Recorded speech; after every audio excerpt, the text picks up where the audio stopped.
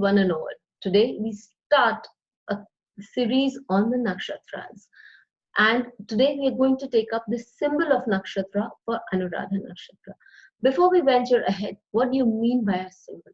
A symbol is a pictorial representation of something that is attached, or it represents something which is abstract. It defines the qualities of that abstract object, company, noun, and it talks about what is the reflection of that particular thing.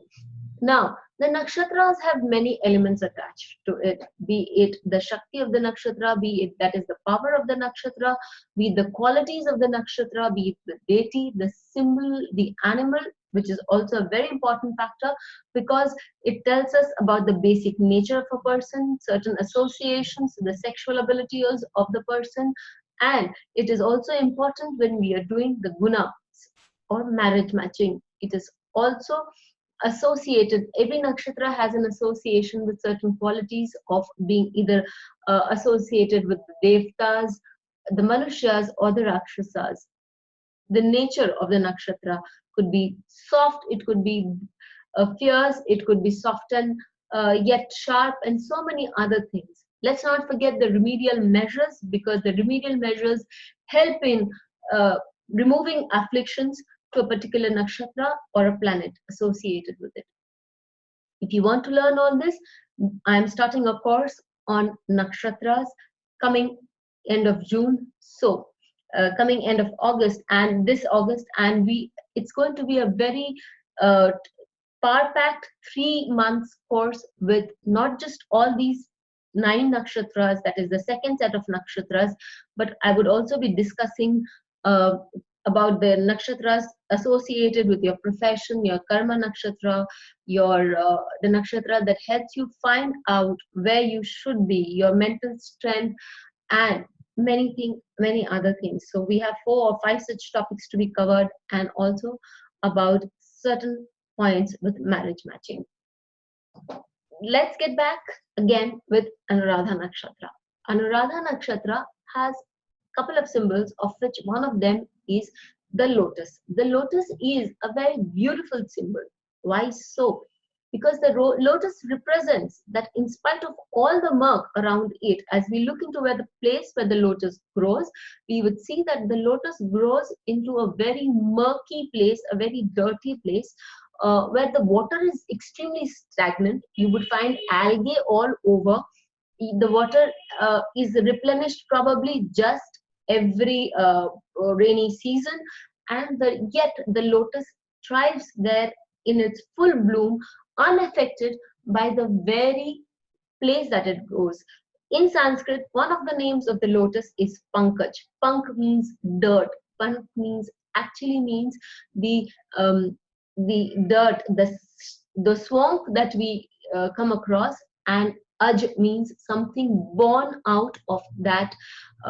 So something which is born out of the swamp is known as Pankaj, and yet this lotus born in a swamp finds place in the hands, in the feet, in the head of the deities. What more can be said about it? So just let's go ahead and see what can be associated with the lotus. Ability to grow in spite of the problems in life. Yes, so we take up the case of Marie Curie. Marie Curie was a Polish French scientist, and she was a physicist and chemist. We also know that she was the only lady, and in fact the only person in that day and time, to be given 2 Nobel Prizes. Well, she was, in spite of having 2 Nobel Prizes, not allowed in the French Academy of Science because she was a female. Pure bigotry, if you ask me. But then that's my opinion. Also, she was born in Poland, and it was at that time divided between Austria, Germany, and Russia. So she had learned how to keep her, in spite of all that was going on, she had learned how to keep a Polish culture alive. She'd also, as a very young child, she had learned to fight out rebellions. When she had grown up, she was trained to be a governess because the family needed financial support. So she went ahead to become a governess, and there she met a boy who she fell in love with. In fact, they both fell in love with each other, but keeping in mind the social conditions, the social status, differences in social status, she could not marry the boy and she had to leave her job. She met Curie, and that was the beginning of her research with him. When radioactive elements were discovered by both of them, the Nobel Prize was, however, offered only to her husband. But her husband refused, saying that she was equally responsible for such a discovery. So both of them received it. She lost her husband in a very freak incident and yet relentlessly continued with working of the radioactive material and taking care of their children.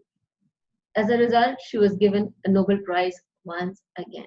This lady died because of overexposure to radioactivity, and yet she continued. She was one of the greatest contributors in the health industry and in the chemical world, because it was due to radioactivity that modern science has been able to move ahead so much in terms of X-rays, in terms of so much that we do with radioactive elements, dating, carbon dating, so many things. So this is a very good feature of hers, that in spite of all that her life was offering to her in terms of a lot of murk, a lot of dirt, but she remained stable, she remained focused in her work towards doing good and towards finding out radioactivity properties, etc. We see that she has got 4 planets. She's got, in fact, with the Lagna, let's make it 5. She's got her Lagna, she's got her Venus, she's got a Mars, Saturn, and Mercury. So all of them right there in Anuradha Nakshatra, and so much so beautiful that it led her to just working single-mindedly, focused on what she wanted to achieve in life.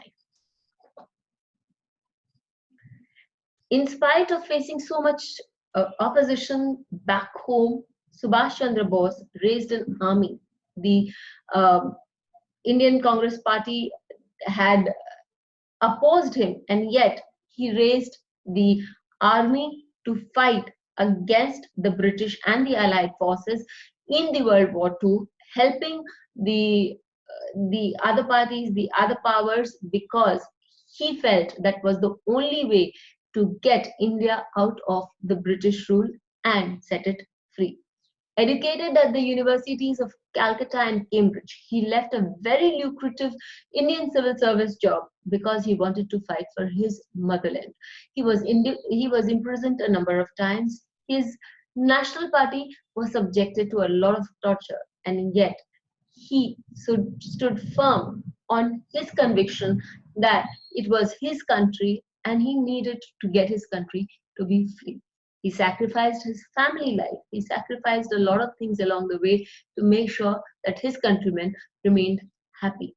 We see Saturn, the 10th lord of profession, the 11th lord of contacts, being placed in the 8th house of espionage.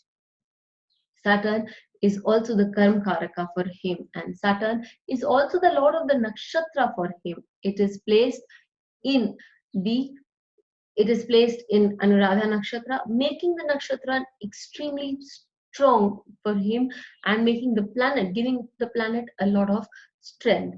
If we see, Saturn is placed 10th and 11th from its houses, and so there's definitely a gain by him wanting to move into the area of combat, battle, espionage, to fight it out for his country.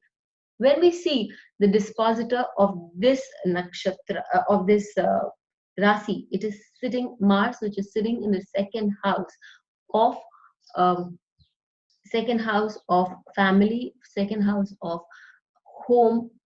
So he considered his country, his family, and he considered every person in this country, his brothers and sisters, and he was very, very strong on the conviction that he had to get his country free.